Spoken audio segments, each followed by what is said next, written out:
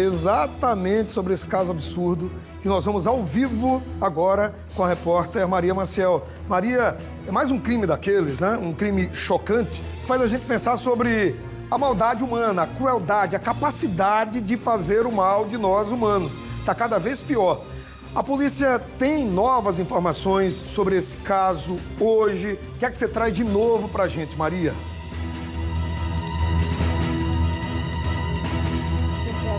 Um caso também é revoltante. O crime de estupro, por si só, já é um crime horrendo, né? E se tratando, então, de uma idosa, a gente fica ainda mais chocado.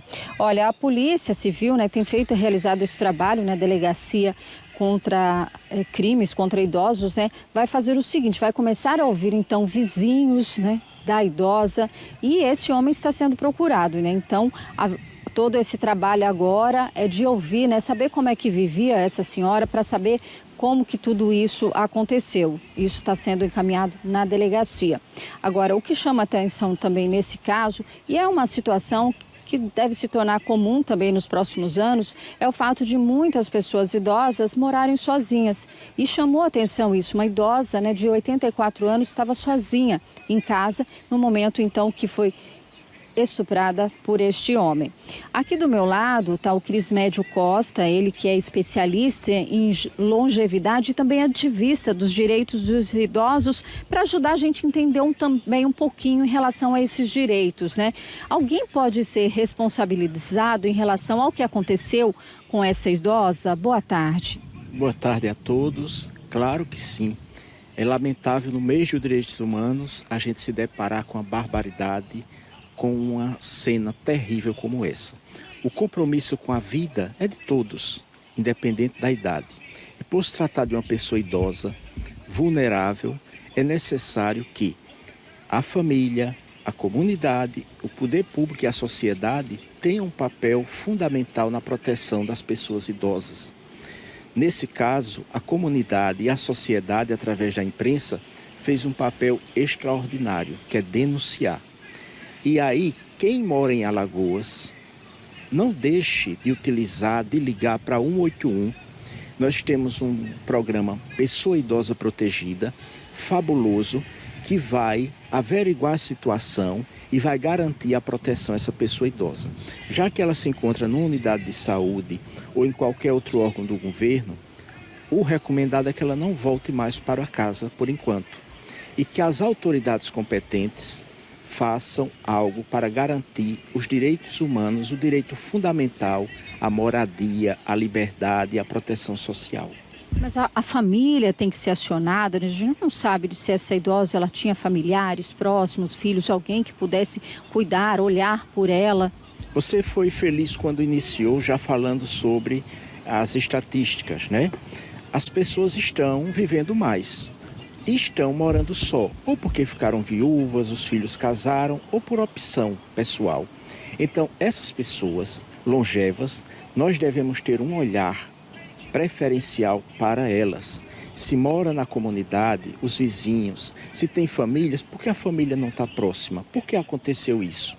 Né? Está nítido aí que foi um ato desumano, vexatório, aterrorizante. Ela estava morando só. Então a gente não deve esperar que essas coisas aconteçam para poder acionar a imprensa, o poder público. Nós temos que mapear quem está próximo de nós e proteger a vida. Mas é claro, não deixem de notificar.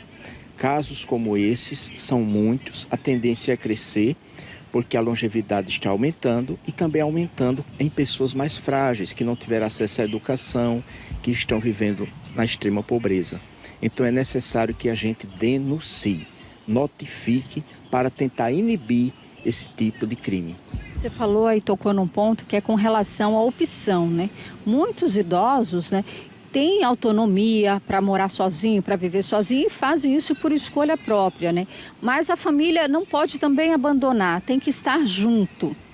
A autonomia e a liberdade é fundamental, né? Então se a pessoa escolheu morar só, cabe à família e a todos nós respeitar, mas isso não quer dizer que nós devemos descuidar, né? Nós devemos estar atentos. Ela mora só, Então ela precisa de uma visita, ela precisa de um convite, ela precisa estar inserida na comunidade e no coração da família, acima de tudo.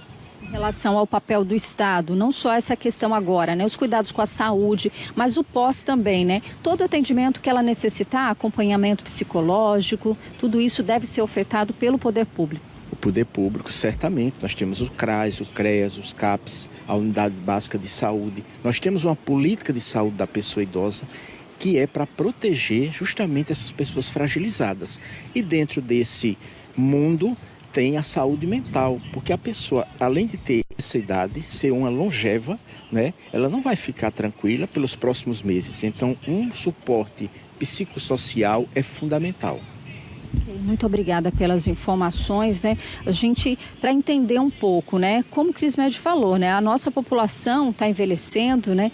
Muito, daqui a alguns anos a gente vai ver muito mais pessoas longevas, idosas, morando sozinha, só que tem que ter esse convívio, né? Essa preocupação, esse cuidado com essas pessoas mais velhas, para que não fiquem sozinhas à mercê, por exemplo, de um criminoso como esse. E o papel dos vizinhos também é fundamental, né? Porque na ausência ali da família, é a pessoa que está mais próxima, né, Douglas? Então é importante que os vizinhos também possam ajudar essas pessoas que vivem também nessa mesma situação. É com você aí no estúdio.